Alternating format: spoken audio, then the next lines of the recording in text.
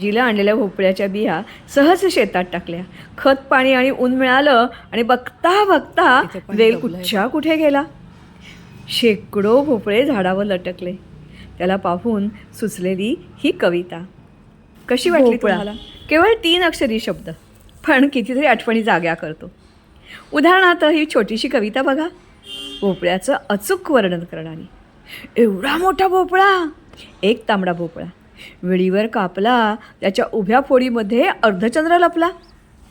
एवढा मोठा भोपळा उन्हात वाळवला, पाठीवर बांधून बाळ्या पोहू लागला.